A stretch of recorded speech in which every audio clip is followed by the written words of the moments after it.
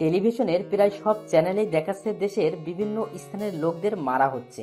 লোকগুলোকে খুব বাজেভাবে মারা হয়েছে। কারো চোখ উঠিয়ে নেওয়া হয়েছে, কারো শরীরের বিভিন্ন জায়গায় কেটে মরিচের গুঁড়ো দেওয়া হয়েছে। কিন্তু কে মারছে এদের, এ নিয়ে পুলিশও চিন্তিত, কারণ খুনিকে এখনো কেউ দেখেনি। এদিকে এক অন্ধকার জগৎ থেকে আলোর দিশারি হয়ে আজ প্রথম কলেজে পা দিল। কলেজে ঢুকতেই কয়েকটা ছেলে মেয়েকে ডাকলে। ভাই খ্যাত ছেলে, এদিকে আয়। জি, আমাকে ডাকছেন? আশেপাশে তুই ছাড়া কেউ নেই, তাহলে তোকেই ডাকছি। আর এমন খ্যাত সেজে এসেছিস কেন, জানিস না কলেজে এসব চলে না? তারপর সবাই মিলে র্যাগিং শুরু করলো। চুলগুলো সব এলোমেলো করলো, চশমাটা ফেলে দিয়ে সবাই মারতে লাগলো। ইভা বলল, থাক, অনেক হয়েছে, এবার ক্লাসে চল সবাই। ওরা সবাই চলে গেল। আমি শুধু ওদের দিকে দেখে মুচকি হেসে সব ঠিকঠাক করে ক্লাসে গেলাম। প্রথম সিটটা খালি দেখে বসে পড়লাম। ঠিক তখনই কেউ আমার কলার ধরে বলতে লাগলো, তুই এখানে বসার সাহস কেমনে পাস? এটা আমার সিট, দূর হয় এখান থেকে। ভালো করে দেখি এটা আর কেউ না, সেই মেয়েটা। আমি মুচকি হেসে পেছনে চলে গেলাম। তারপর স্যার আসলো, আমাকে অনেক অপমান করে ক্লাস শুরু করলো। সবাই আমাকে নিয়ে হাসাহাসি করলো, শুধু আমার পাশের ছেলেটা বাদে। ক্লাস শেষে স্যার চলে গেল, সবাই বের হয়ে গেল। আমার পাশের ছেলেটা বলল, তুমি আজকে নতুন? জি। আমি রাহাত, তোমাকে একটা কথা বলি, ওদের সাথে লাগতে যেও না, ওরা ভালো না। মিমের বাবা এখানকার নেতা, প্রিন্সিপাল, ওর বাবার কথায় উঠে বসে, এজন্য যখন যা মন চায় তাই করে, কেউ ওকে কিছু বলতে পারে না। ও, এই জন্য এত অহংকার? আচ্ছা, তোমার নামটা শোনা হলো না, নাম কি তোমার? মিলন আমার কেউ নাই, আমি একা থাকি, গ্রাম থেকে এসেছি। আমরা কি ফ্রেন্ড হতে পারি? মিলন মুচকি হেসে হ্যাঁ বলল। তারপর দুজনে অনেক গল্প করে বাড়ি গেল। পরদিন আবার আগের মতো সেজে কলেজে গেলাম। কলেজের সামনে রাহাতকে দেখতে পেয়ে দুজন একসাথে কলেজে ঢুকলাম। আর তখনই মিহিমা তার বন্ধুরা ডাকলো। আই খ্যাত ছেলে, এদিকে আয়। একটা ঢোক গিলে ভয়ে ভয়ে গেলাম। আই ছোট লোক, কাল তোর শিক্ষা হয়নি, আজ আবার খ্যাত সেজে কলেজে এসেছিস? আমি মাথা নিচু করে আছি আর বললাম, দেখেন আপু, আমিও এখানে পড়তে এসেছি, আমাকে আমার মতো থাকতে দিন না। এমন করেন কেন আপনারা? আমার মুখের উপর কথা বলা? সায়ন, শান্ত, তোরা ধর ওকে, একে আজ উচিত শিক্ষা দিব। বলেই আমাকে সবাই মারা শুরু করে। রাহাত আমার দিকে অসহায়ের মতো তাকিয়ে আছে। ওরা সবাই চলে গেল। আমি মুচকি হেসে রাহাতের কাছে গেলাম। সরি রে, ওরা তোকে মারলো আর আমি কিছু করতে পারলাম না। মুচকি হেসে বললাম, ধুর, তুই এসব ভাবিস না, ওসব কিছু না, ওদের পরে দেখে নিব। এখন চল ক্লাসে যাই। ক্লাসে স্যার এসে আবার আমাকে অপমান করে ক্লাস শুরু করলো। একে একে সব ক্লাস শেষ করে কলেজের মাঠে গিয়ে গল্প করতে লাগলাম। সবাই তোকে কত বাজে কথা বলে, তুই মন খারাপ করিস না, ওরা একদিন ঠিক শাস্তি পাবে। বাদ দে রাহাত, ওদেরকে পরে দেখে নিব। এখন চল বাড়ি যাই, কাজ আছে। দেখবি মানে, তোকে বারবার না করছি, একদম ওদের সাথে লাগতে যাস না। আরে এমন কিছু করব না, চল বাড়ি যাই। রাতের বেলা আবার নিজের আগের রূপে ফিরে এলো মিলন। কালো প্যান্ট, কালো জ্যাকেট, মুখে মাস্ক আর চুলে জেল দিয়ে সাথে রিভলভার নিয়ে বেরিয়ে পড়ে রাস্তায়। এসে তার সামনে কয়েকটা কালো গাড়ি থামে। একজন এসে গাড়ির দরজা খুলে দেয়। রাজু, সব ঠিকঠাক আছে তো? হ্যাঁ ভাই, সব ঠিক আছে। খবর পেয়েছি লোকটা বিদেশে নারী পাচার করে। মিলন মুচকি হেসে বলল, আজও সঠিক শাস্তি পাবে। গাড়ি এসে একটা বাংলোর সামনে থামলো। চারদিকে ঘন জঙ্গল, ঘরের মাঝে হালকা আলো। চেহারে বসা লোকটার সামনে গিয়ে বসলো মিলন আর বলল, নারী পাচার করিস তাই না? আজ তো কেমন ভাবে মারবো, লোকে তোর লাশটাও দেখে ভয় পাবে। না, আমাকে মারবেন না, আমার ভুল হয়ে গেছে, আমি আর এমন করব না, মাফ করে দিন আমাকে। অসহায়ের মতো বলল লোকটা। মিলন মুচকি হেসে বলল, মাফ আর আমি, তুই তো ক্ষমা পাবার কোনো রাস্তা রাখিসনি। এই বলে কপালে একটা গুলি করলো। সেটা মাথার পেছন দিয়ে বেরিয়ে গেল। তারপর শরীরের বিভিন্ন অংশ কেটে কাটা জায়গায় মরিচের গুঁড়ো দিতে লাগলো। তারপর আরো কয়েকটা গুলি করে লাশটা থানার সামনে ফেলে চলে গেল। পরদিন সকালে আবারও কলেজে গেল আগের মতোই, খ্যাত সেজে, খুব স্বাভাবিকভাবে, যেন কিছুই হয়নি। কলেজে এসে ক্লাসে ঢুকবো, তখনই মিম ও তার বন্ধুদের ডাক পড়লো। রাগ হচ্ছে খুব, সুযোগ পেলে মেরে হাসপাতালে পাঠাইতাম। এদের এত অহংকার কই থেকে আসে? এই মেয়ে শুধু মেয়ে বলে ছাড় পেয়ে যাচ্ছে। ও এই রাহাতটাকেও আজকে দেখতে পাচ্ছি না। মনে মনে বলে ভাবনা ভরা চেহারা নিয়ে গেলাম ওদের সামনে। আর মিম বলল, কি ভাবছিস? তোর ওই খ্যাত বন্ধুটাকে খুঁজছিস? পাবি না। ওকে তোকে নিয়ে মজা করছিলাম। ও তখন একটু লেকচার দিচ্ছিল, তাই আমরা ওকে মেরে হাসপাতালে রেখে এসেছি, যেন আমাদের মুখের উপর আর কথা বলতে না পারে। খুব রাগ হলো নিজের উপর। আমার জন্য রাহাত মার খেলো। এবার তো কিছু একটা করতেই হবে, না হলে এরা আরো বেশি এমন করবে। রাহাত কোন হাসপাতালে আছে খোঁজ নিয়ে ওর কাছে গেলাম। রাহাত আমাকে দেখে শুধু তাকিয়ে আছে। ও এখন কেমন লাগছে তোর? এখন ভালো আছি। আমি ডাক্তারের সাথে কথা বলে রাহাতকে হোস্টেলে নিয়ে গেলাম। রাহাতকে শুইয়ে দিয়ে ওর পাশে বসে আছি। কিরে, তুই বাড়ি যাবি না? আমাদের গরিবদের আবার বাড়ি? এখন থেকে আমি এখানেই থাকবো, তোর পাশের রুমেই। তাহলে তো ভালো হলো। এখন তুই ঘুমা। আমি গেলাম রুমে। এসে একটু ভেবে শান্ত আর সাইডের ফোনে ফোন দিয়ে ওদের একটা বের কথা বলে একটা জায়গায় যেতে বললাম। আর এদিকে রাজুকে ফোন করে ওদের বাংলোতে নিতে বললাম। কথা মতো কাজ হয়েছে, এখন শুধু যাবার অপেক্ষা। সবাই ঘুমিয়ে গেছে মধ্যরাতে। ওর পোশাক পরে চুলে জেল দিয়ে রিভলভার নিয়ে বেরিয়ে পড়লো। সবার চোখ আড়ালেও রাহাতের চোখে পড়লো। এটা কি হলো? ওটা তো মিলনের রুম। তাহলে এই লোকটাকেও, তাও আবার এত রাতে ওর ঘর থেকে বেরিয়ে গেল? রাহাত মিলনের পিছু নেয়, কিন্তু বেশি দূর যেতে পারে না। মাঝ রাস্তায় একটা কালো গাড়ি এসে মিলনকে নিয়ে যায়। আর রাহাত রুমে আসে। মিলন বাংলোতে গিয়ে শান্ত আর সায়নকে ইচ্ছামতো মেরে রাহাতকে যে হাসপাতালে ভর্তি করা হয়েছিল ওই হাসপাতালে ভর্তি করিয়ে দিয়ে গেল। পরদিন সকালে মিলন রাহাতের রুমে গিয়ে দেখে রাহাত শুয়ে আছে। কিরে, কেমন লাগছে এখন? তার আগে বল, কাল রাতে মধ্যরাতে কই গেছিলি তুই? তোর কি মাথা খারাপ? আমি মাঝরাতে কেন বের হব? আমি সব দেখেছি। দামি দামি জামা প্যান্ট পরে বেরিয়েছিলি, আর তোর ঘরেও তালা ঝুলছিল, আর মাঝ রাস্তা থেকে একটা কালো গাড়িতে উঠে গেলি।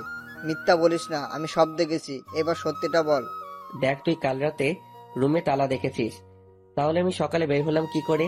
আর আমি রাতে না ঘুমিয়ে কোথায় বের হব? আর কি বললি, দামি পোশাক? কোনো মতে জীবন চলছে। আর তুই কি বলিস? আমি এসব কই পাবো? মায়ের খেয়ে তোর মাথাটা গেছে। জানি না, তবে কিছু তো রহস্য আছে যেটা আমি জানি না। সময় হলে সব জানবি। এখন রেস্ট নে, কলেজে যেতে হবে। এই বলে রাহাতকে কোনো মতে কাটিয়ে রুমে আসলাম। পরদিন সকালে রাহাতকে নিয়ে কলেজে গেলাম। একটু দূরে গাছের নিচে মিমো তার মেয়ে বন্ধুরা গল্প করছিল। আমি মিমের দিকে তাকিয়ে একটু মুচকি এসে যেতে লাগলাম। তখনই মিমের দেয়া সেই বিখ্যাত নাম ধরে কেউ ডাকলো। পিছনে ঘুরে দেখি মিম ডাকছে। আমি আর রাহাত গেলাম। মিম রাহাতকে বলল, আমি কি তোকে ডেকেছি? তুই যা এখান থেকে। রাহাতও বাধ্য ছেলের মতো চলে গেল।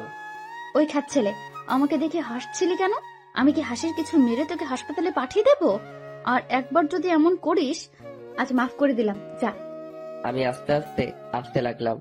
তখনই শুনতে পেলাম মিম বলতে, প্রিয়াম, শান্ত, এরা কেউ আসছে না কেন? আমি একটু পিছনে ঘুরে বললাম, আসবে না বলে মুচকি এসে চলে গেলাম। মিম অবাক হয়ে তাকিয়ে আছে। তারপর সায়নের ফোনে ফোন করলো, কিন্তু ফোন সুইচ অফ দেখাচ্ছে। শান্তের ফোন ও সুইচ অফ। অনেক ভেবে মিম সায়নের বাড়ির নাম্বারে কল করলো। সায়নের মা ধরলো। হ্যালো আন্টি, সায়ন কই? আজ কলেজে আসলো না যে? সায়নের মা হু হু করে কেঁদে দিল আর বলল, মা, কাল রাতে সায়নকে কে যেন মেরেছে। ওকে তো হাসপাতালে ভর্তি করিয়েছি, এখন একটু ভালো আছে। ডাক্তার বলেছে একটু দেরি করে আনলে বাঁচানো যেত না। ওকে আন্টি, আপনি চিন্তা করবেন না, আমি দেখছি। ফোন রেখে হাসপাতালে চলে গেল সায়ন। মিমের দিকে চোখ খুলল। কিরে সায়ন, কে মারলো তোকে এইভাবে? মিম দূরে দাঁড়িয়ে কিছু একটা ভাবছে। ওর ভাবনার ফেদ ঘটে তানহার ডাকে। এই মিম, কি তো ভাবছিস? ভাবছি কে মারতে পারে। ওই খ্যাত ছেলেটা? ছেলেটা তখন কেমন আগে থেকেই বললো, দেখলি না যে ওরা আজ আসবে না? ও জানে কেমনে? তাহলে কি ও নিজে এদের? কি যে বলিস না, ওই রকম ছেলে মারবে? এদের মারতেও তো নিজেই মরবে। না, তোরা যা ভাবছিস তা না। ওটা তো একটা খ্যাত। ও কি করে মারবে? যে ছিল তার মুখটা তো দেখতে পেলাম না। মুখে মাস্ক পরেছিল, না হলে দেখে নিতাম। ওকে থাক তাহলে, আমরা যাই, সুস্থ হয়ে কলেজে আসবি। মিমের ভাবনার শেষ নেই। নিজেও জানে না কেন ওই ছেলেটাকে নিয়ে ভাবছে। আর ছাদে দাঁড়িয়ে রাতের ব্যস্ত শহর দেখছে। হঠাৎ চোখ পড়লো একটা লোক প্রাণপণে দৌড়াচ্ছে, তার পিছনে আরো একটা লোক। মিম তাড়াতাড়ি বাইরে আসলো। তখন মিলন মিমের সামনে পড়লো। মাস্ক পরে থাকায় মিম মিলনকে চিনতে পারলো না। মিম বলে উঠলো, কে ওখানে? মিলন না দাঁড়িয়ে চলে গেল। ততক্ষণে লোকটা পালিয়ে গেছে। মিলন আর না দাঁড়িয়ে চলে গেল ওখান থেকে। ও শিট, এই মেয়েটার জন্য পালিয়ে গেল। তবে ধরবই ওকে। পালিয়ে যাবে কই? পরদিন সকালে মিম ও তার বন্ধু কলেজে গেল, শান্ত আর সায়ন বাদে। কিছুক্ষণ পর রাহাত আর মিলন কলেজে আসলো। মিলন মিমের দিকে দেখলো, কিন্তু আজ মিম ওদের কিছুই বললো না। একে একে সব ক্লাস শেষ করলো, কিন্তু মিম আজ চুপচাপ। খুব অদ্ভুত লাগছে ব্যাপারটা। মিলন মিমের দিকে তাকিয়ে ভাবছে, আর রাহাত মিলনকে ডাকলো। কি এত ভাবছিস বলতো? ভাবছি ওরা আজ আমাদের কিছুই বললো না। যাক, ভালোই হয়েছে। বাদ দে, চল হোস্টেলে যাই। আজ মিমও চলে গেল। রাতের বেলা মিম একটা কফি বানিয়ে ছাদে গেল। রাতের তারা ভরা আকাশটা দেখতে থাকে। এদিকে মিলন কালকের সেই লোকটার খোঁজে বেরিয়েছে। তার দিকে ওর লোকদের নজর রাখতে বলে, আর পেয়েও যায়। নেশা করে বার থেকে ফিরছে। মিলন গিয়ে শার্টের কলার ধরে বলল, অবৈধ ব্যবসা করিস আর লোককে ব্যবসা শেখাস। আজ তোকে আমি শেখাবো কেমনে মৃত্যুর খেলা। চল তুই। ওকে গাড়িতে তুলে নিয়ে এলো বাংলোতে। এনে একটা চেয়ারে বসিয়ে হাত পা বেঁধে দিল। তারপর মুখে লেবুর রস দিল নেশা কাটানোর জন্য। তারপর চলে গেল। পরদিন সকালে মিলন লোকটার গায়ে গরম পানি ঢেলে দিল। লোকটা চিৎকার করে জেগে উঠলো আর বলল, তুই কাজটা মোটেও ঠিক করছিস না, এবার ছেড়ে দে, দেখ তোর কি অবস্থা করি। আহ, এত চিৎকার ভালো লাগে না। এটুকুতে ভয় পাচ্ছিস? যখন তোকে তিলে তিলে মারবো তখন কি করবি? আর তোকে ছেড়ে দেওয়ার জন্য আনিনি। ভয়ঙ্কর মৃত্যু দেওয়া হবে তোকে। মিলন লোকটাকে বেল্ট দিয়ে মারতে লাগলো। তারপর প্রত্যেকটা ক্ষত জায়গায় মরিচের গুঁড়ো লাগিয়ে দিল। আমি সইতে পারছি না, এভাবে মারাচ্ছে, একেবারেই মেরে ফেলো আমাকে। মিলন লোকটার মুখে অ্যাসিড মেরে মাথায় আর বুকে গুলি করলো। লোকটার নিথর দেহ পড়ে রইল মেঝেতে। রাজু লাশটা থানার সামনে ফেলে রেখে আয়, আর কোনো প্রমাণ যেন না থাকে। মিলন চলে গেল ওখান থেকে। পরের দিন কলেজে গেল। মিলনকে দেখে রাহাত ডাকলো। মিলন রাহাতের কাছে গিয়ে বসলো। কিরে, কাল কলেজে আসলি না? আবার তোর ফোনটাও বন্ধ, কোথায় গেছিলি? কোথাও না, শরীরটা ভালো লাগছিল না, তাই আসিনি। তুই শুনেছিস কাল একটা লোককে খুব বাজেভাবে মেরে থানার সামনে ফেলে রেখে গেছে, কিন্তু খুনির কোনো প্রমাণ রেখে যায়নি। আর কে করেছে তা কেউ বলতে পারে না। দেশে এত খুন হচ্ছে আর এখনো পর্যন্ত খুনিকে কেউ ধরতে পারছে না। মিলন একটু মুচকি হেসে বলল, বাদ দে, তাতে কি, আমরা আমাদের মতো থাকি। তুই হাসছিস? না হাসার কি, ওসব ব্যাপারে মাথা না ঘামানোই ভালো। খুনিকে কেউ খুঁজে পাবে না। তুই এতটা চিন্তিত হচ্ছিস কেন? আরে বাদ দে, চল ক্লাসে যাই, না হলে দেরি হবে। মিলন আর রাহাত ক্লাসে গেল। মিম যে এতক্ষণ ওদের পিছনে ছিল, ওরা তা দেখতেই পায়নি। মিম ওদের সব কথা শুনে নিল। আমার তো এই খ্যাত ছেলেটাকেই সন্দেহ লাগছে। সবকিছুতেই মুচকি হাসে, আর ও কেমন নিশ্চিত ভাবে বলল যে খুনিকে কেউ খুঁজে পাবে না, নজরে রাখতে হবে একে। মিম আর সেদিন কলেজে থাকলো না, বাসায় চলে গেল। আবার কলেজের ছুটির সময় কলেজের সামনে গেল। মিলন আর রাহাত বের হলে ওদের পিছু নেয়। মিলন আর রাহাত গল্প করছে। হঠাৎ মিলন পিছে তাকিয়ে চারপাশটা একবার ভালোভাবে দেখে নিল। কি হয়েছে? কি দেখছিস? কেউ কি ফলো করছে আমাকে? মানে কি বলছিস? মিম ওদের পিছু পিছু গিয়ে ওদের হোস্টেল পর্যন্ত চলে গেল। হঠাৎ মিলন মিমকে সামনে দেখতে পায়। কি ম্যাম, আপনি এখানে? আমি এখানে, আমার কাজ আছে। এত আ করছেন কেন? আমি কি করব, কোথায় যাব সেটা তোকে বলবো? কাজ আছে তাই এসেছি। এই বলে ওদের সামনে থেকে চলে গেল। যা, এই মেয়েটা শুধু ঝাড়ি দিতে জানে, শাকচুনি মেয়ে একটা। মিলন আর রাহাত যে যার যার রুমে গেল। মিলন জানালার কাছে এসে তো অবাক। মিম বাহিরে দাঁড়িয়ে চারপাশে কি যেন খুঁজছে। মিলন চুপি চুপি মিমের পিছনে গেল। আজ ফেল হলাম তো কি, এর রহস্য তো আমি বের করবই। মিম চলে গেল। ও, এই ব্যাপার? আমাকে সন্দেহ করা? আমি এত সহজ না মিম, আমিও তোমাকে দেখে নেব, কিছুদিন অপেক্ষা করো। রাতের বেলা পুরো শহর যখন নিশ্চুপ, তখন মিলন বেরিয়ে পড়ল। আরে কে এই লোকটা? এত রাতে বের হলো কেন? তার উপর মাস্ক পরা। এইদিকে সায়ন বলেছিল যে ওকে মেরেছিল, সেও মাস্ক পরা ছিল। ব্যাপারটা দেখতে হবে। মিম ও মিলনের পিছু নিল। মাঝপথে মিলন একটা কালো গাড়িতে উঠে গেল। মিম একটা ট্যাক্সি নিয়ে ওর পিছু করলো। গাড়িটা একটু জঙ্গলের ভিতরে ঢুকে একটা বাংলোর সামনে ঢুকলো। মিম আর যেতে পারলো না, আড়ালে লুকিয়ে রইল। বাংলোর ভেতর থেকে কারো আর্তনাদের শব্দ শুনতে পেল। তাহলে এই সেই খুনি। এবার তো একে আমি সবার সামনে আনবই। এই বলে ফোনটা বের করলো, আর তখনই ওর মাথার পিছনে কেউ একজন হাত ধরে ফেললো। মিম পিছনে তাকিয়ে দেখে সেই লোকটা। কি ভেবেছ ধরতে পারবো না? এত চালাকি? আমাকে ধরা এত সহজ না, বুঝলে? এখন তুমি হাড়ে হাড়ে টের পাবে আমি কে। মিমকে বাংলোতে নিয়ে গিয়ে একটা ঘরে আটকে রাখলো, অজ্ঞান করে রাখা হয়েছে। অনেকক্ষণ পর মিমের জ্ঞান ফিরলে মিম তাকে একটা বন্ধ ঘরে আবিষ্কার করে। তারপর দরজা ধাক্কাতে থাকে, কিন্তু কেউ দরজা খুলছে না। অসহায় হয়ে সেই ঘরেই বসে রইল। তারপর সকালে একজন এসে খাবার দিয়ে খেতে বলল। খাবো না আমি, নিয়ে যাও এগুলো। আমি বাড়ি যাব, বের করো আমাকে এখান থেকে। লোকটা কিছু না বলে চলে গেল মিলনের কাছে আর বলল, স্যার, মেয়েটা বলছে ও খাবে না, এখান থেকে চলে যেতে চাই। ওকে তুমি যাও, আমি দেখছি। মিলন মিমের ঘরে গেল, গিয়ে দেখে শুয়ে আছে। মিলন মিমকে ডাকলো। মিম তো অবাক, এত কিউট ছেলেরা হয়। মিম অবাক হয়ে তাকিয়ে আছে। চোখ দিয়ে আমাকে গিলে খাওয়ার দরকার নাই, খাবারগুলো খাও। আমাকে আসছে ভয় দেখাতে। খাবো না। আর আপনি আপনার এই মাস্কটা খুলুন, আমি আপনাকে সবার সামনে আনবই। একটার পর একটা খুন করে যাচ্ছেন আপনি, আর এইভাবে সবার সামনে ঘুরেও বেড়াচ্ছেন। এখন সেটা আর হবে না। একবার বের হয়ে এখান থেকে, তারপর দেখে নেব আপনাকে। কি বললে? আমাকে ধরা এত সহজ নয়। নেহাত তুমি মেয়ে, না হলে এতক্ষণে তোমাকে মেরে শিয়ালকে দিয়ে দেহটা খাওয়াতাম। এখন চুপচাপ খাও, না হলে ভালো হবে না। না, খাবো না আমি। এবার মিলন একটা মুচকি সে খাবারগুলো রেখে চলে গেল, আর ভুলে দরজার তালা লাগালো না। মিম খেয়ে চুপচাপ শুয়ে আছে। এদিকে মিমের বাবা পুরো মিডিয়া চ্যানেলে দিয়েছে মিম নিখোঁজ হওয়ার খবর। পুলিশরা হন্য হয়ে খুঁজছে, কিন্তু পাচ্ছে না। রাতের বেলা মিম শুনতে পেল চিৎকার। মিম দরজার কাছে গিয়ে দরজাটা একটু ধাক্কা দিতেই খুলে গেল।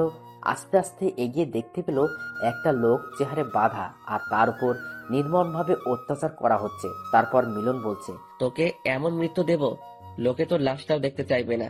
তার আগে আমার মুখটা একবার দেখে যা, কে মারলো তোকে। এই বলে মিলন ওর মাস্কটা খুলে একটা ছুরি দিয়ে লোকটার ঘাড় থেকে মাথা আলাদা করে দিল। মিম এখনো শকড হয়ে আছে, কোনো কথা বেরোচ্ছে না। এটা তো আর কিছু বলতে পারলো না। মিলন মিমকে দেখে ওর দিকে এগিয়ে আসছে, আর মিম এক দৌড়ে ঘরে গিয়ে বিছানায় চুপটি করে বসে আছে, ঘরের দরজা লাগিয়ে। মিম ভয়ে দরজা লাগিয়ে বসে আছে। মিলন এসে দরজা ধাক্কাচ্ছে, কিন্তু মিম দরজা খুলছে না। অবশেষে মিলন দরজা ভেঙে ঘরে ঢুকে দেখে মিম বিছানার এক পাশে চোখ বন্ধ করে বিড়বিড় করছে। মিলন ডেভিলস হাসি দিয়ে ওর কাছে গিয়ে বসলো। এতে মিমের ভয়টা যেন আরো দ্বিগুণ বাড়লো। শয়তান, এইভাবে একটা মেয়েকে আটকে রেখে এইভাবে ভয় দেখানো হচ্ছে। একবার ছাড়া পাই, বিড়াল বানিয়ে ছেড়ে দেব। যা ভাবছো তা আর হবে না, কারণ তুমি আর এখান থেকে বের হতে পারবে না। ইচ্ছে করলে সবার মতো তোমাকেও একেবারে মারতে পারি, কিন্তু না, তুমি আমাকে অনেক জ্বালিয়েছো, তোমাকে তিলে তিলে মারবো। এই বলে মিলন মিমকে টেনে বাথরুমে নিয়ে ঝর্ণা এর নিচে রেখে ঝর্ণা ছেড়ে দিয়ে বলল, এখানে এভাবে ভিজতে থাকো যতক্ষণ আমি না বলছি বের হবে না। এই ঠান্ডায় আপনি যতক্ষণ বলবেন আমি ততক্ষণ এখানে দাঁড়িয়ে থাকবো। পাগল আপনি? চুপচাপ যা বলছি তাই করো, না হলে এর ভেতর যে কয়টা গুলি আছে সব তোমার মাথায় যাবে। অনেকক্ষণ ভেজার কারণে ঠান্ডা লেগে মিম জ্ঞান হারিয়ে ফ্লোরে পড়ে যায়। কয়েক ঘন্টা পর মিলন এসে দেখে মিম ফ্লোরে পড়ে আছে। মিলন মিমকে তুলে বিছানায় শুইয়ে দেয়, তারপর চেঞ্জ করিয়ে গায়ে কম্বল জড়িয়ে দেয়। মিমের শরীরে প্রচন্ড জ্বর এসেছে, আর বারবার মা বলে ডাকছে। এটা শুনে মিলনের মায়ের কথা মনে পড়ে গেল। ভাবতে থাকলো ওর আগের দিনগুলোর কথা। চলুন সংক্ষেপে একটু অতীত ঘুরে আসা যাক। কেন মিলন মাফিয়া হলো? ছোটবেলাতে জন্মের পর থেকে যে মহিলাকে মা বলে জানতো, পরে জানতে পারে সে তার আসল মা না। মিলন তার কাছে জানতে চায় তাহলে কে তার মা, আর কোথায় সে, কি করে, সে কি করে পারলো নিজের সন্তানকে অন্যের হাতে তুলে দিতে। এভাবে নানা ধরনের কথা বলছিল। তখন তার পালিত মা বলে, তোর জন্ম কোথায়, কিভাবে হয়েছে আমি জানি না। তোর বাবাকে আমি এটাও জানি না। একদিন আমি রাস্তা দিয়ে হাঁটছিলাম, তখন এক মহিলা দৌড়াচ্ছে, তার হাতে একটা ছোট বাচ্চা। সেটা আর কেউ না, তুই ছিলি। তারপর পিছন থেকে কয়েকটা লোক এসে তোর মাকে আমার চোখের সামনে জঘন্যভাবে হত্যা করে। তার আগে তোর মা আমাকে বলে গেছে আমি যেন তোকে নিয়ে যাই আর নিজের ছেলে বলে পরিচয় দিই। আমি ওখান থেকে তোকে নিয়ে পালিয়ে আসি, আর আমার কোনো ছেলে মেয়ে না থাকায় আমি তোকে নিজের ছেলে মনে করে বড় করতে থাকি। কথাগুলো ভাবতে ভাবতে মিলনের চোখ ছলছল করে উঠল। আবার ভাবতে লাগলো, যখন একটু বড় হয় মিলন, তখন ওর চোখের সামনে ওর পালিত মাকে কয়েকটা লোক রেপ করে চলে যায়। লোক সমাজের ভয়ে ওর মা আত্মহত্যা করে। মিলন তখনও ন্যায় বিচার পায়নি। সেদিন থেকেই ও ভাবে সমাজে এসব লোকদের ও শাস্তি দেবে, তার মায়ের খুনিদের তিলে তিলে মারবে। সেদিনে সেই ছোট্ট মিলন আজকে মাফিয়া। তার মনে নেই কোনো দয়াময়া, ভালোবাসা আছে শুধু একরাশ হিংস্রতা। ভাবতে ভাবতে রাগে মিলনের চোখ লাল হয়ে যায়। এদিকে মিমের জ্ঞান ফিরে আর বলে, প্লিজ আমাকে যেতে দাও, আমি বাড়ি যাব। আমি কাউকে তোমার ব্যাপারে কিচ্ছু বলবো না, প্লিজ ছেড়ে দাও। মিমের কথা শুনে মিলনের রাগ আরো বাড়লো। মিলন ঘর থেকে চলে গেল। মিম একটু পর উঠে দেখে দরজা খোলা আর আশেপাশে কেউ নেই। তাই মিম চুপি চুপি বেরিয়ে পড়ে আর জঙ্গল পার হতে থাকে। উফ, বাঁচলাম। কি ভয়ানক ছেলে বাবা। আর মনে হয় ভজা মাছ উল্টে খেতে পারে না। আর এইদিকে কত বড় মাফিয়া, সব পুলিশ সিআইডি খুঁজে মরে, আর ও কেমন সবার সামনে ছদ্মবেশে ঘুরে বেড়াচ্ছে। যাই হোক, আমারও অনেক কিছু শেখা হলো। এই সুযোগে বাড়ি থেকে বের হতে পারলাম, কিন্তু বাড়িতে যাব না। একবার যখন এই বাড়ি থেকে বের হয়েছি তখন আর যাব না। এখন আমার সামনে এগোতে হবে আমার লক্ষ্য পূরণের জন্য। মিম চলে যায় কোনো এক অজানায়। এতদিন মিম ওর বাড়ি থেকে অনেক দূরে নির্জন একটা জায়গায় বাড়ি বানিয়েছে। এখন সেখানে গিয়েই শুরু হবে প্রতিশোধের খেলা। কেউ বাঁচতে পারবে না। এদিকে মিলন চারদিকে মিমকে খুঁজতে থাকে। মিম রাতের বেলা বের হলে কয়েকটা ছেলের সামনে পড়ে তাদের মধ্যে একজন বলে, আরে দেখ দেখ, এটা সেই মেয়ে না? পেপারে দেখলাম পাখি পাইছি। একে এর বাড়ি দিতে পারলে এর বাবা 5 লাখ টাকা দিবে, আমরা আরো বেশি চেয়ে নিব। ওরা মিমের দিকে এগোতে থাকে। মিম দৌড়তে থাকে। হঠাৎ মিলনের সাথে ধাক্কা খায়। মিম মিলনকে দেখে চিনতে পারে। মিলন মিমকে পিছনে রেখে ছেলেগুলোর কাছে যায়। কি রে, কি চাই? এভাবে একটা মেয়েকে তাড়া করছিস কেন? আরে শালা তুই কে রে? সামনে থেকে সর, মেয়েটাকে আমাদের চাই। সরে যা, না হলে তোর লাশ পড়বে। তাই তোরা আমার লাশ ফেলাবি, মেয়েদের বিরক্ত করবি? আমার বড় বড় কথা। এই মাফিয়াকে তোরা মারবি? তোদের আমি মেরে এখানে ফেলে রেখে যাব। মরার আগে তোদের মৃত্যু দূতকে একবার দেখেই যা। মিলন মাস্ক খুলে আর ওরা ভয় পেয়ে মিলনের পায়ে পড়ে যায়। আমাদের মাফ করবেন, আমরা ওকে কিছু করতে চাইনি। ওর বাবা পেপারে দিয়েছে, ওকে যে বাড়িতে নিয়ে গিয়ে দিতে পারবে তাকে 5 লাখ টাকা দিবে। মিলন এটা শুনে অবাক হয়ে পিছনতে তাকায়। মিম স্কার্ফ দিয়ে মুখ ঢাকে। মিলন আর কথা না বলে ওদের গুলি করে আর বলে, তোরা এমনি করিস, তোদের বেঁচে থাকার কোনো মানেই না। রাজুকে বলে ওদের লাশগুলো জঙ্গলে ফেলে দিতে, যেন শিয়াল কুকুর খায়। আর ওই মেয়ে, কি ভাবছিস পালিয়ে বাঁচবি? চল এখান থেকে মজা দেখাচ্ছি। মিম মিলনের রাগী লোকটা দেখে ভয় পায় আর ভাবে, না, এর কাছে কিছুতেই ধরে দিব না, না হলে সব জলে যাবে। মিম আবার দৌড়াতে থাকে। চোখের পলকে মিমকে মিলন হারিয়ে ফেলে। রাজু, ওকে আমার চাই, খুঁজে বের করো যত তাড়াতাড়ি সম্ভব। মিলন বাংলোতে চলে যায়। একটা সিগারেট ধরায়। নিকোটিনের ধোঁয়ায় কষ্টগুলো উড়িয়ে দেয়। মিমও বাড়ি এসে শুয়ে পড়ে আর ভাবে, ততটাও খারাপ না। যাই হোক, আমার কি। মিম ঘুমিয়ে পড়ে। পরদিন সকালে ওঠে। জগিং করে কয়েকদিন আর বের হলো না। ভালোভাবে গুলি চালানোর মারপিট সব শিখে নেয়। আজ রাতেই বের হব মা।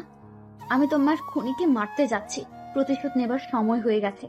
আকাশের দিকে তাকিয়ে বলল আর বাইক নিয়ে চলে গেল।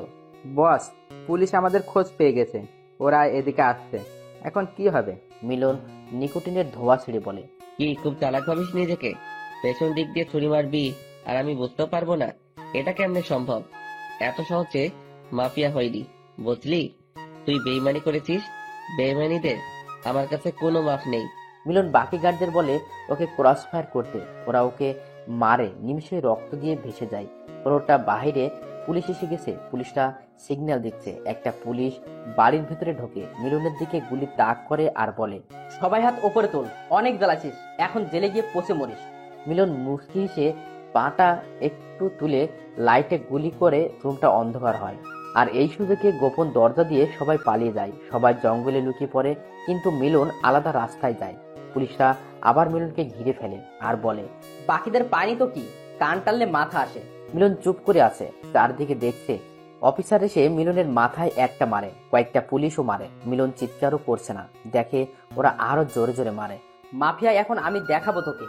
অফিসার গুলি চালালো। মিলন একটু সরে গেল। গুলিটা ওরা হাতেই লাগলো। ওই পথ দিয়ে মিম যাচ্ছিল। হঠাৎ দেখতে পায় কয়েকটা লোক একজনকে মারছে। মিম সামনে এগিয়ে যায় আর দেখে, আরে, এ তো এত বড় মাফিয়া। ধরা পড়লো কিভাবে? সাহায্য করতে হবে আমাকে। মিম মাস্কটা পরে, হাতে রিভলভার নিয়ে অফিসারকে তাক করে একটা গুলি করে। গুলি চালাতে এগিয়ে যায় আর কয়েকজন পুলিশ। এগিয়ে আসলেও তাদের মিম মারে আর মিলনের হাত ধরে দৌড়ায় মিলনকে বাইকের পেছনে বসিয়ে বাইক স্টার্ট দেয়। অনেক জোরে বাইক চালিয়ে এক নিমেষেই সবার চোখের আড়ালে হারিয়ে যায়। একটু দূরে গিয়ে বাইক থামিয়ে মাস্কটা খুলে মিলনকে বলে, আমাকে শক্ত করে ধরুন, না হলে পড়ে যাবেন। মিলন মিমকে ধরে। মিলন অবাক হয়ে মিমকে দেখছে। মিম বাড়ি ফিরে গিয়ে মিলনের হাত ব্যান্ডেজ করে দেয়। মিলনের হাত ব্যান্ডেজ করেছে। মিলন শুধু মনে মনে ভাবছে, এই মেয়ে কেমনে সবার মধ্যে দিয়ে নিয়ে আসলো, আর একে তো খুঁজছে। তার মানে কি ও লুকিয়ে আছে? না, আমাকে সতর্ক থাকতে হবে। মিলনের ধ্যান ভাঙে মিমের ডাকে। কি এত ভাবছেন? খেয়ে নেন, আমি আপনাকে কোনো শাস্তি দিব না। আমি আপনার মতো না। ঘুমিয়ে পড়ুন। আমি খাবো না, তুমি খাও, খিদে নেই আমার। ও, বুঝতে পারছি, হাতটাই তো মনে হয় ব্যথা। ওকে, আমি খাইয়ে দিচ্ছি। অনেকক্ষণ না খেয়ে থাকায় খিদেও পেয়েছে, তাই কথা না বলে চুপচাপ খায়। খাওয়া শেষে মিম প্রশ্ন করে, আচ্ছা, আপনি এত বড় মাফিয়া, সবার মাঝে ঘুরে বেড়ান, আর এভাবে আটকা পড়লেন কেন? সবচেয়ে বড় কথা, এই জগতে নামলেন কেন? পড়াশুনো করে তো নিজের জীবন গুছিয়ে নিতে পারতেন। মিলন মিমের কথা শুনে আগের কথা মনে পড়ে যায় আর অনেক রাগ হয়। মিম সেটা বুঝতে পারে। এই মেয়ে, তোকে আমি এত কথা জবাব দিতে রাজি না, বুঝলি? রাতটা পার করে সকালে চলে যাব, এখন শান্তিতে থাকতে দে। ধাক্কা দিয়ে চলে যায় বারান্দায়। মিলন রাতের আকাশটা দেখতে থাকে। পাশে কখন যে মিম আসে বুঝতে পারে না। মিলন বাইরে যাবার জন্য রেডি হয়। এই অবস্থায় বাইরে না গেলেই নয়। চুপচাপ থাকো, না হলে তোমার বাবাকে বলে দেব তুমি এখানে আছো। মিলন বেরিয়ে যায়। রাজু আর ডনকে ফোন করে জঙ্গলে আসতে বলে। ওরা আসলে ওদের বলে, সবকটা পুলিশকে আমার এখানে চাই, যারা আমার গায়ে হাত তুলেছে। ওকে বস। ওরা চলে যায়, এক একজন এক এক দিকে। এখন সবাই জেনে গেছে ওরা মিলনের লোক, তাই পুলিশগুলো ওদের দেখে পিছু নেয় আর ওরা জঙ্গলে দৌড়ে আসে। জঙ্গলে আসলে তারা ওদেরকে ঘেরাও করে। রাজু আর ডন ওদের থেকে গুলি নেয়। খালি হাতে দাঁড়িয়ে আছে সামনে। মিলন হুড্ডি পরে সিগারেট মুখে নিয়ে ধোয়া ছাড়তে ছাড়তে ওদের কাছে আসে, বলে, অফিসারটা কই? বস, ওকে আনতে পারিনি। আপনি চিন্তা করবেন না, ওকে পেয়ে যাবেন। তোরা আমাকে মারছিস, মিলনের এত সহজে মরণ নাই। এখন তো তোদের মৃত্যু আমার হাতে, আর সেটা এতটাই কষ্টের হবে, তোরা নিজেরাই নিজের মৃত্যু কামনা করবি। ওই কে আছিস, এক একটাকে গাছের সাথে বাঁধ। সবাইকে বাধা হলো। মিলন সবার চোখের মরিচের গুঁড়ো দেয় আর ওরা চিৎকার করতে থাকে। মিলন হাসতে থাকে। গার্ডরা ভয় চুপ করে দাঁড়িয়ে আছে। তারপর লোহার রড দিয়ে একে একে সবাইকে মারছে। বড় ক্ষত জায়গায় মরিচের গুঁড়ো দিচ্ছে। এখন ওরা নিজেরাই নিজেদের মৃত্যু কামনা করছে। এই প্রস্পার কর এদের। ওরা সবাইকে মেরে দেয়। মিলন রক্তাক্ত শরীর নিয়ে যায় মিমের বাড়ি। মিম তো মিলনকে দেখে অবাক, ভয়ে কিছু বলছে না, কারণ মিলন এখনো অসম্ভব রেগে আছে। তাই মিম চুপ করে আবার শুয়ে পড়ে। মিলন ক্লান্ত থাকায় সেও ঘুমিয়ে পড়ে। মিম সকালে উঠে দেখে মিলন এখনো ঘুমাচ্ছে। খুব মায়াবী লাগছে ওকে, হয়তো ওর প্রতি দুর্বল হচ্ছে। ধুর, কি ভাবছি এসব? আমার এসব মানায় না। হঠাৎ মিম বাইরে গুলির শব্দ শুনতে পায়। এ কি, এখানে কে আসতে পারে? এইটা অসম্ভব, এই ঠিকানা তো কারো জানার কথা না। মিম জানালা দিয়ে দেখে কয়েকজন লোক গুলি তাক করে দাঁড়িয়ে আছে। মনে হয় কেউ বের হলে তাকে সাথে সাথে মরতে হবে। মিম দ্রুত মিলনকে ডাকে আর দেখায় ওদের। দুজনে খুব চিন্তায় আছে, কি করা যায়। এদিকে বাইরে আবার গুলির শব্দ। কেউ একজন চিৎকার করে বলছে, এই মাফিয়ার বাচ্চা, বের হ বলছি, আমি জানি তুই এখানেই আসিস। মিলন বুঝতে পারে যে ওরা ওকে মারতে এসেছে। মিলন বলে, তোমার প্রয়োজনীয় জিনিসগুলো একটা ব্যাগে নাও। কাল দেখেছি পেছনের জঙ্গলের দিকে দরজা আছে, ওই দিক দিয়ে বের হয়ে যাব। মিম তাড়াতাড়ি কয়েকটা জামা আর রিভলভার নিয়ে নেয়। মিলনের যেহেতু এখনো কিছু নেই, তাই ও শুধু পিস্তল নিল। বাইরে থেকে দরজা ধাক্কানোর আওয়াজ আসছে। ওরা চুপি চুপি বেরিয়ে যায়, জঙ্গলের দিকে দৌড়তে থাকে। এদিকে লোকগুলো দরজা ভেঙে ভেতরে ঢুকে। পরে কাউকে দেখতে পেল না। পুরো বাড়ি তন্ন তন্ন করে খোঁজে, দেখে জঙ্গলের দিকে দরজা খোলা। তার মানে ওরা এদিক দিয়েই পালিয়েছে। ওই চল সবাই। সবাই দৌড়াচ্ছে, মিলন আর মিম। কারো পায়ের শব্দ পেয়ে জঙ্গলের ধারে একটা ডোবার কাছে গাছের আড়ালে লুকিয়ে ওরে মিম ভয়ে মিলনের হাত ধরে আছে। দুজনেই একদম চুপচাপ, একটু শব্দ করলে ওরা জেরে যাবে। দুজন দুজনের নিঃশ্বাসের শব্দও শুনতে পাচ্ছে। তখনই ডোবার ধার দিয়ে একটা বড় সাপ যাচ্ছিল। মিম তো দেখে ভয়ে চিৎকার দেওয়ার মতো অবস্থা। মিলন সেটা বুঝতে পেরে মিমের মুখ চেপে ধরে রাগী লুকে মিমের দিকে তাকায়। মিলন বুঝতে পারছে মিম ভয় পেয়েছে। মিমকে বুকের সাথে ধরে রাখে। মিমও শান্তভাবে চোখ বন্ধ করে থাকে। এভাবে রাখার কোনো মানে হয়? শত হলেও আমি মেয়ে, আমার মধ্যেও ফিলিংস হয়। ধুর, কি ভাবছি আমি? আমার এসব ভাবা ঠিক না। আর এর মনে তো দয়া বলতে কিচ্ছু নেই। সুযোগ পেলে আমাকেও যে কি করবে, তার চেয়ে ভালো চুপচাপ থাকি। মনে মনে বলছে মিম। এদিকে ওরা প্রায় কাছাকাছি। ওদের মধ্যে কেউ একজন বলল, বস, ওরা মনে হয় জঙ্গলে নেই, পালিয়েছে। চলুন অন্যদিকে খুঁজি। হ্যাঁ চল, খুঁজে তো বের করবই, কুচি করবো ওকে। ও আমার ভাইকে মেরেছে, চল এখান থেকে। ওরা চলে যায়। মিলন মিমের উপর রাগ ঝরতে থাকে। এই মেয়ে পাগল তুমি, চিৎকার দিলে ওদের হাতে এতক্ষণে কুচি কুচি হতে হতো, তোমার জন্য ধরা পড়তে হতো। না মানে, ওই সাপটা দেখেছেন কত বড় আর ভয়ানক। একবার কামড় দিলে আমি শেষ। জানি না তো, লক্ষ্য পূরণ না করে আমার মরতে ইচ্ছে করছে না। হুঁ, মাফিয়া জগতে নেমেছো, আবার মরার ভয় করে? চুপচাপ থাকো। আচ্ছা, আমি না হয় আমার মায়ের খুনের প্রতিশোধের জন্য এই জগতে পা রাখলাম। আপনি কিসের জন্য মিথ্যা বলবেন না? আমি জানি কেউ এমনি এমনি মাফিয়া হয় না।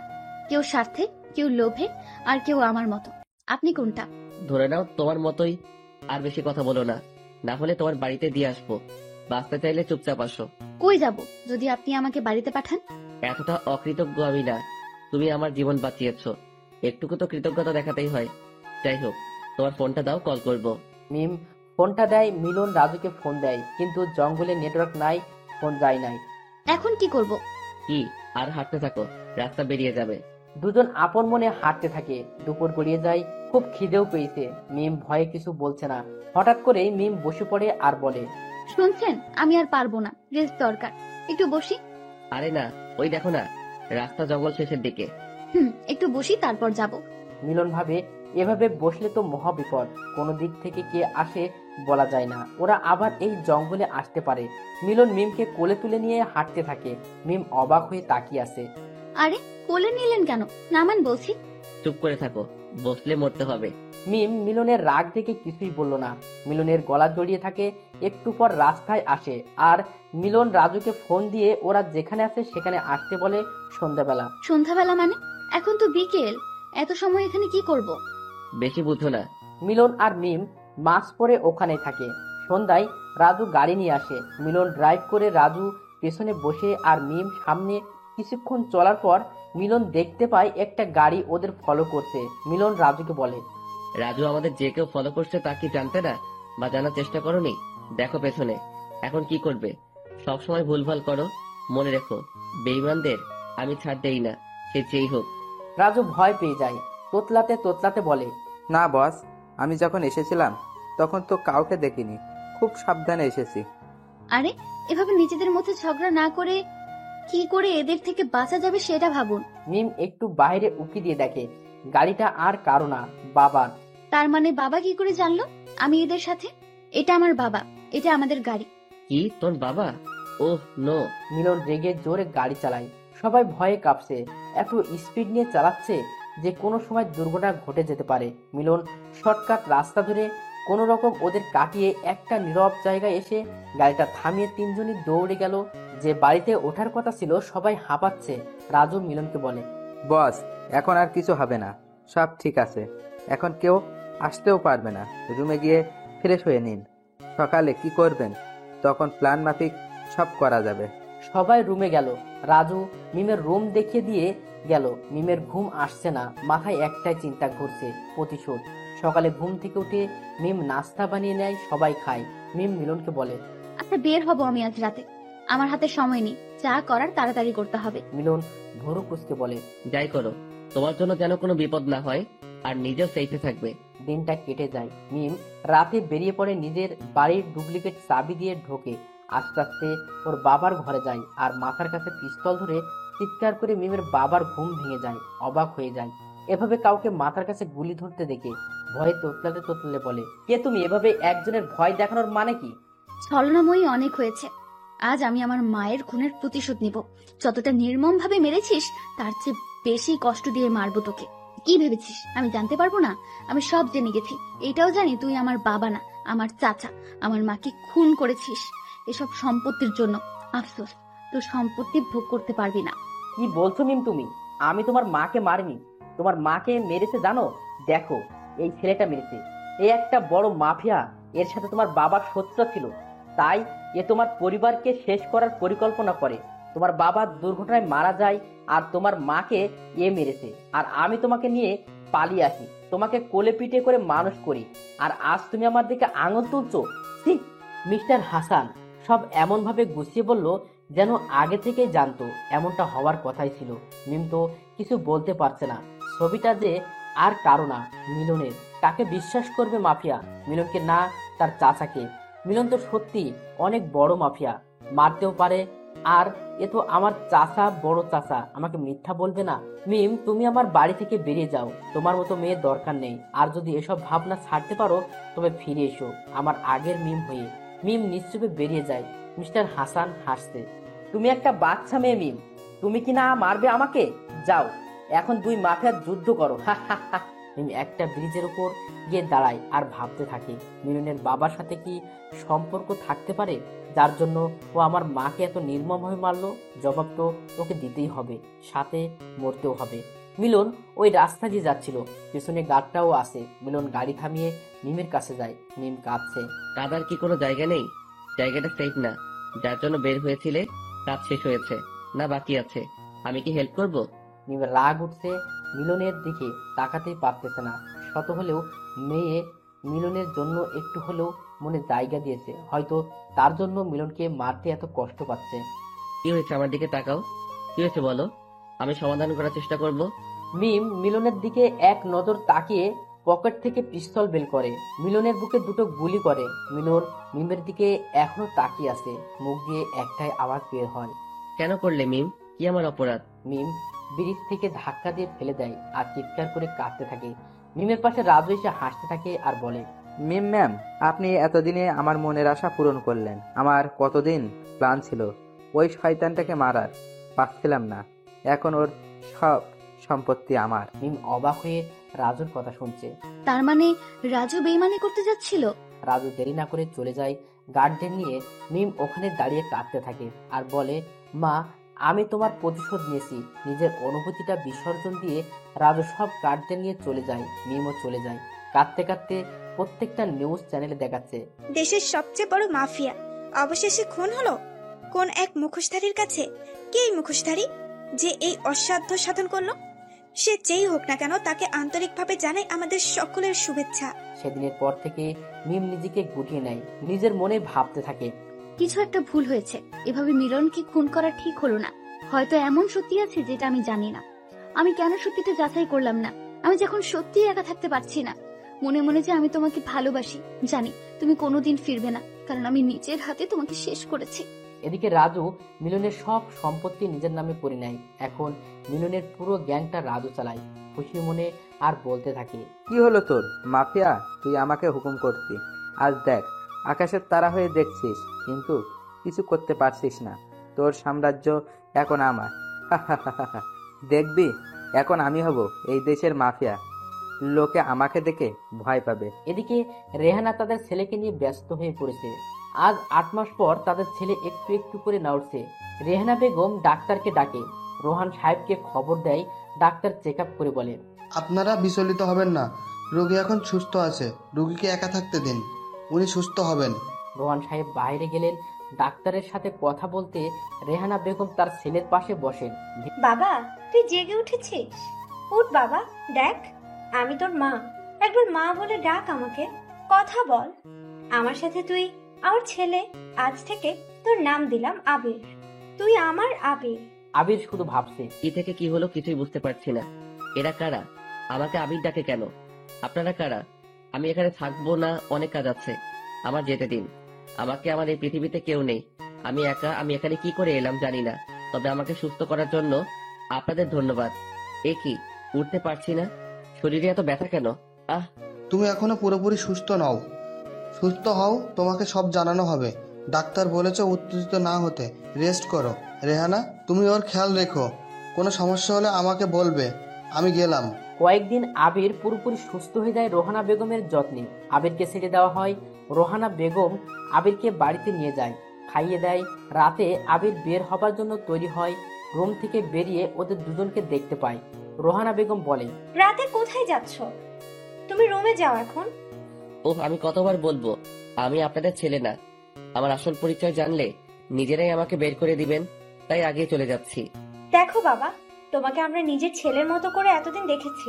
তুমি কি জানো তুমি 7টা মাস কোমায় ছিলে? তোমাকে আমরা নদীর ধারে পাই, রক্তাক্ত শরীর নিয়ে। জ্ঞান ছিল না তোমার। আমরা নিজের ছেলে মনে করে বাঁচিয়েছি। অনেক আগে আমরা আমাদের ছেলেকে হারিয়েছি। আর এখন তুমিও যদি যেতে চাও, যেতে পারো আবির। আবির বলে ডাকবেন না, খুব রাগ হয় আমার। আমার একটা নাম আছে, সেই নামে ডাকবেন। আমার নাম মিলন। আমি এ দেশের মাফিয়া। কেউ একজন আমার সাথে বেইমানি করে আমাকে মেরেছে, শাস্তি তো তাকে পেতেই হবে। ছাড়বো না আমি তাকে, যেখানে থাকুক খুঁজে বের করবই। মিলনের কথা শুনে রোহান সাহেব আর রোহানা বেগম অবাক হয়। যাকে নিজেদের ছেলে মনে করলো সে কিনা দেশের মাফিয়া। তাহলে সেদিন নিউজ চ্যানেলে এর মৃত্যুর খবর বলেছিল। মিলন নিজের রাগ কন্ট্রোল করে বলে, আপনি চিন্তা করবেন না, আমি আপনাদের কোনো ক্ষতি করব না। আর আপনি তো আমাকে মায়ের মতন আদর করেছেন, আজ থেকে আমি আপনাকে মা বলেই ডাকবো। কিন্তু আপনাকে বাবা বলতে পারবো না। বাবা নামটাকে আমি সহ্য করতে পারি না। মা, আমি আসছি, কিছু কাজ আছে। তুমি চিন্তা করো না, আমার কিছু হবে না। রোহানা বেগম মিলনকে জড়িয়ে ধরে কাঁদে আর বলে, বাবা, তুই যেই হ, তুই আমার ছেলে। তোর কোনো ক্ষতি হবে না। মায়ের দোয়া যে তোর সাথে। মিলন মুচকি হেসে বেরিয়ে যায়। মিম কয়েকদিন পর পর চলে আসে সেই ব্রিজে যেখানে মেরেছিল নিজের ভালোবাসাকে। আজও এসেছে। আর মিলনও চলে যায় সেখানে যেখান থেকে ওর স্বপ্নের শেষ হতে চলেছিল। সেখানে গিয়ে দেখে একটা মেয়ে অঝরে কাঁদছে। মিলন একটু কান খাড়া করে শুনতে পায়, তুমি তো আকাশের তারা হয়ে গেছো। দেখতে পাও আমাকে? আমাকেও নিয়ে যাও, আমি একা থাকতে পারছি না। ভালোবাসি তোমাকে, জানি না কেন মারলাম আমি, সত্যি না জেনে। আর সেই সত্যি আজও আমার কাছে অজানা। মিম এখানে। ভালোবাসো তোমায়, তো শাস্তি পেতে হবে। তিলে তিলে মারবো তোমাকে, বেইমান একটা। মিলন পেছন থেকে বলে, তোমার ভালোবাসা দরকার নেই, বেইমান তুমি একটা। তার শাস্তি তোমাকে পেতেই হবে। আমি ফিরে এসেছি। মিম আশেপাশে তাকিয়ে দেখে কেউ নেই। কে ছিল তাহলে? কে বললো কথাটা? এটা তো মিলনের গলা। তবে কি ও সত্যি ফিরে এসেছে? কিন্তু কিভাবে সম্ভব? আমি যে নিজের হাতে ওকে। মিলন চলে যায় তার নিজের এলাকায়, খোঁজ খবর নেয়। বেশি কিছু জানতে পারে না। চলে যায় বাড়িতে, নিজের ঘরে গিয়ে ভাঙচুর করে। শব্দ শুনে রোহানা বেগম আসে। কি হয়েছে? কি করছিস? চুপ কর। মা, আমি কি করে শান্ত থাকি? বেইমানি করলো আমার সাথে। যাদের আমি এই সমাজে সম্বল করে দিয়েছি, আজ সবাই আমার সাথে বেইমানি করলো। কারো রেহাই হবে না। তুই জানো মা, আমার বাড়ি দারোয়ান কাকা আমার বিরুদ্ধে আজ। ওর জন্য কি না করিনি। সত্যি আমার কেউ নেই। তুমি যাও, আমি ঠিক আছি, একদম ঠিক আছি। রেহানা বেগম মিলনের রাগ দেখে আর কিছু না বলে চলে যায়। মিলন 1 ঘন্টা ধরে শাওয়ার নিয়ে নিজের রাগ কন্ট্রোল করে রুমে এসে শুয়ে পড়ে। পরের দিন মিলন সারাদিন উঠে না শুয়েই থাকে। রেহানা বেগম এসে অনেক ডাকাডাকি করে, তবুও ওঠে না। বিকেলে উঠে ফ্রেশ হয়ে নিচে গিয়ে রেহানা বেগমকে ডাকে। রেহানা বেগম ছেলের ডাক শুনে আসে তাড়াতাড়ি, মিলনকে খেতে দেয়। মিলন খেয়ে মায়ের থেকে বিদায় নিয়ে বেরিয়ে পড়ে। হঠাৎ একটা ছেলের সাথে ধাক্কা খায় মিলন। দেখতে পায় ছেলেটি আর কেউ না, রাহাত। এতদিন পর রাহাতকে পেয়ে মিলনের আহ্লাদের শেষ নেই। কিন্তু রাহাত অবাক, শুনেছিল মিলন মারা গেছে। মিলন দেখতে পায় কয়েকটা গার্ড তাদেরকে ঘিরে আসে। মিলন মাস্কটা পরে নেয়। রাহাতকে পেছনে রেখে সুযোগ বুঝে একজনের হাতে লাথি মারে। সে পড়ে গেলে গুলেটা নিয়ে একে একে সবাইকে মারতে থাকে। রাহাত শুধু তাকিয়ে দেখছে। এটা কি সেই মিলন যে কিনা এতটা হাবাগোবা ছিল? সে এত নিষ্ঠুরভাবে কেমনে মারতে পারছে সবাইকে? মেরে মিলন রক্তাক্ত শরীর নিয়ে রাহাতের সামনে যায়। রাহাত তোতলাতে তোতলাতে বলে, কে তুমি? ওদের এভাবে মারলে কেন? মিলন রাহাতকে জড়িয়ে বলে, তুই আমার এত কাছের বন্ধু, পারলি আমাকে ভুলে যেতে? আমি মরিনি, আবার ফিরে এসেছি প্রতিশোধ নিতে। আমাকে কেউ মারতে পারবে না আল্লাহ ছাড়া। এবার বল, ওরা তোকে তাড়া করছিল কেন? কলেজে তুই সবসময় আমার সাথে থাকতি। তুই জানিস রাজু ভাই তোর সাথে বেইমানি করেছে? আমাকে সব বলেছে। ওদের সন্দেহ তুই বেঁচে আছিস। কাল রাতে কে একজন নাকি তোর মতো কাউকে দেখেছে, তাই ওরা আমাকে তুলে নিয়ে যায়। আমি কোনো মতে ওখান থেকে পালিয়ে আসি। শেষমেশ রাজুও আমার সাথে এমন করলো, শাস্তি তো ও পাবেই। সামান্য সম্পত্তির জন্য বেইমানি। রাহাত, তুই কোনো টেনশন করিস না, তুই আমার সাথে চল। আমি যেখানে থাকি তুইও সেখানে থাকবি। আজ থেকে তুই আমার ভাই। যাওয়ার পথে সেই ব্রিজে থেমে যায়, দুজনে গল্প করতে থাকে। হঠাৎ রাহাত দেখতে পায় মিমকে। রাহাত মিলনকে বলে, দেখ ভাই মিম, সবাই তো ভাবছে ও মরে গেছে। আজ 1 বছর হলো, আজও কেউ ওর খোঁজ পায়নি। এ সত্যি মিম তো নাকি ভূত? আরে না, এটা মিম, আমি বলছি তোকে। ঘটে যাওয়া ঘটনা সব রাহাতকে বলে। ওরা দূর থেকে মিমকে দেখছে, আর মিম আকাশের দিকে তাকিয়ে তারার সাথে কথা বলছে আর কাঁদছে। মিলন রাহাতকে নিয়ে লুকিয়ে বলে, কেটে কোনো লাভ নেই ম্যাম, যে ভুল আপনি করেছেন তার শাস্তি পাবেন। মিম এই কথা শুনে চারদিকে শব্দের ঠিকানা খুঁজতে থাকে, কিন্তু কাউকে পায় না। কি হচ্ছে আজকাল আমার সাথে? কি করে সম্ভব এটা? আমি কি পাগল হয়ে গেলাম? মিম পেছনে তাকিয়ে দেখে মিলন দাঁড়িয়ে আছে। মিম এক ঝটকা খায়, শুয়ে দেখে সত্যি তো এটা মিলন। কিন্তু কেমনে সম্ভব? আমি তো নিজের হাতে। মিম মিলনকে জড়িয়ে ধরে। মিলন মিমকে এক ঝটকায় সরিয়ে দেয়, একটা চড় মারে। কি অবাক হচ্ছে তাই না? আমি এখনো বেঁচে আছি মরিদি, এত সহজে আমার মরণ নেই। মরতে তো তোমাকে হবে আমার হাতে। মিম মিলনের কথা শুনে ভয় পায় আর বলে, দেখো, আমি যেদিন থেকে তোমাকে হারিয়েছি আমিও ভালো নেই। প্রতিটা মুহূর্তে শেষ হচ্ছি। ভালোবেসে ফেলেছি তোমাকে। মনে পড়ে সেদিন জঙ্গলে আমাকে বুকে টেনে নিয়েছিলে? এক ছাদের নিচে থাকা আমি ভুলতে পারিনি। এসব ভালোবাসা আমাকে দেখাতে আসবে না। আমি একজন মাফিয়া, আর মাফিয়াদের মনে কোনো দয়া মায়া থাকে না, যেমনটা তোমার ওই দিন ছিল না। তোমার জন্য আমার 7-7টা মাস শেষ হয়ে গেছে। তোমাকে আমি ছেড়ে দেবো ভাবছো? তিলে তিলে মারবো। মিমকে টানতে টানতে নিয়ে যাই। মিলনের একটা গোপন জায়গা যেটা ও কাউকে বলেনি। মিলন মিমকে স্টোর রুমে ধাক্কা মেরে রেখে দরজা লাগিয়ে দেয়। দারোয়ানকে বলে প্রত্যেক বেলা ঠিক সময়ে খাবার দিতে, কোনো রকম বেইমানি করলে মরতে হবে। রাহাতকে নিয়ে চলে যায় মায়ের বাড়িতে। রাত 2টো। রেহনা বেগম এখনো জেগে আছে, তার ছেলে যে এখনো ফেরেনি। হঠাৎ দরজায় আওয়াজ শুনে রেহানা বেগম দৌড়ে দরজাটা খুলে দেয়। মিলন রাহাতকে নিয়ে ভেতরে ঢোকে। রেহানা বেগম মিলনকে দেখে অবাক, সারা শরীরে রক্তের দাগ। মিলনকে বলে, বাবা, তোর শরীরে এত রক্ত কেন? কোথায় গিয়েছিলি তুই? মা, তুমি তো জানো আমি একজন মাফিয়া। এটা আমার কাছে কিছু না। একে দেখছো? এ হলো আমার বন্ধু রাহাত। ওকে মারতে চাইছিল, তাই আমি ওদেরকে মেরে দিয়েছি। আজ থেকে ও আমার সাথে থাকবে, যদি তুমি বলো। ঠিক আছে, তুই আমার ছেলে, আর ছেলের কথা কি মা ফেলতে পারে? তোর এই অবস্থা, তোর বাবা দেখার আগে কাপড় পাল্টে আয়, আমি খেতে দে। ততক্ষণ আমি রাহাতের সাথে গল্প করি। এদিকে মিম কেঁদেই যাচ্ছে। ঘরটা ধুলোয় ভরা, বারবার হাসি আসছে। হালকা আলোর একটা বাল্ব চলছে। ভাঙা একটা জানালা। মিম জানালার কাছে গিয়ে দাঁড়ায়। রাতটা নির্ঘুমে কেটে যায়। এদিকে মিলন যেন মিমকে আটকে শাস্তি পাচ্ছে, শান্তির ঘুম দেয়। পরদিন খুব ভোরে কাউকে না জানিয়ে বেরিয়ে পড়ে। রাস্তায় মিমের বাপকে দেখে ফলো করে। এ কি মনে হচ্ছে? এটা আমার বাড়ির রাস্তা, কিন্তু আমার বাড়িতে তো এখন রাজু থাকে। রাজুর সাথে মিমের বাবার কি কাজ জানতে হচ্ছে? মিলন তাড়াতাড়ি একটা রিমোট কন্ট্রোল ছোট হেলিকপ্টারে সিসি ক্যামেরা লাগিয়ে বাড়ির মধ্যে ঢোকায়। দেখতে পাই মিস্টার হাসান রাজুর কাছে গিয়ে কুশল বিনিময় করে বলে, রাজু, তোমাকে অনেক অনেক ধন্যবাদ। তোমার জন্য আমার প্ল্যান সম্পূর্ণ হয়েছে। তুমি সব সময় সঠিক সময় আমাকে খবর না দিলে বুঝতাম না ওই মাফিয়ার বাচ্চা কখন কি করে। মিমের মাকে আমি মেরেছি, আর কত সহজে মিমকে বোকা বানিয়ে মাফিয়াটাকে দুনিয়া থেকে সরালাম। তার জন্য নাও এই 1 কোটি টাকা, তোমার জন্য আমার পক্ষ থেকে ছোট উপহার। রাজু খুশি মনে টাকা নিয়ে বলে, ধন্যবাদ, দেবা কিছু নেই।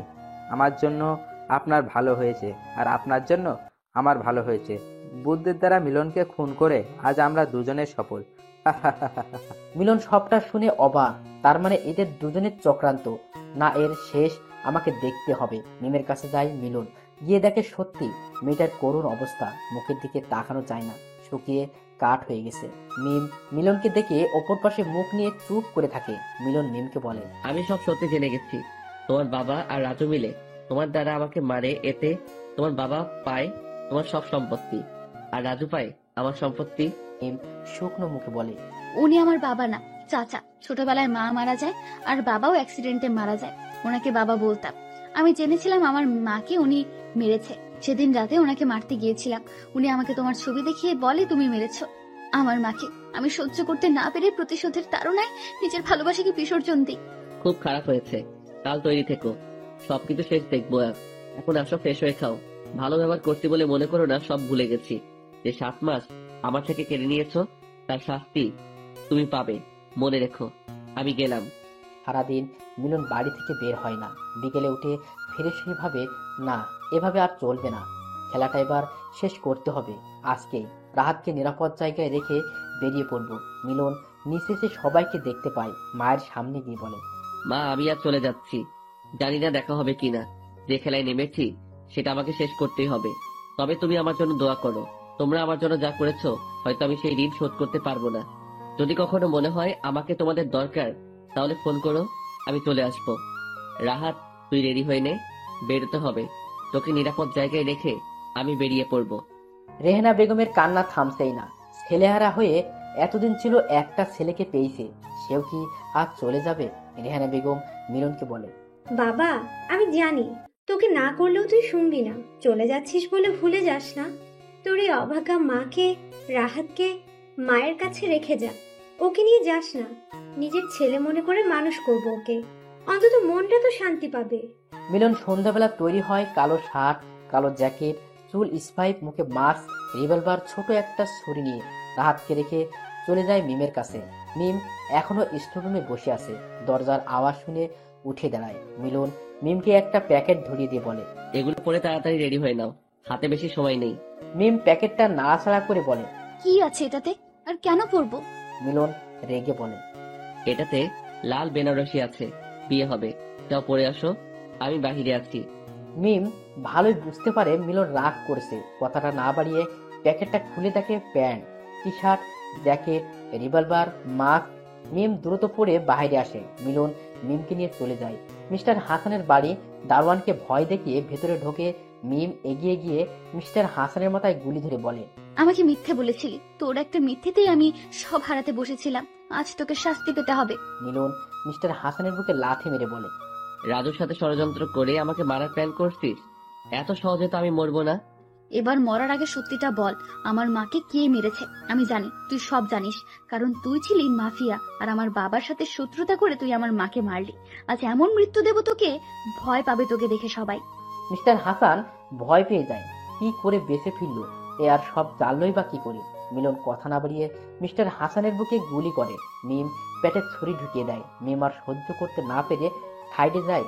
মিলন মিস্টার হাসানকে এলোপাতাড়ি মারতে থাকে। মিস্টার হাসানের নিথর দেহটা দোতলা থেকে নিচে ফেলে মিমকে নিয়ে বেরিয়ে যায় রাজুর কাছে। পুরো বাড়ি গার্ড দিয়ে ঘেরা। মিলনকে দেখে সবাই আতঙ্কে পড়ে যায়। মিলন রাজুর সামনে যায় আর একটা আওয়াজ মেরে বলে, তোকে আমি রাস্তা থেকে এনেছিলাম তোর মায়ের চিকিৎসার জন্য।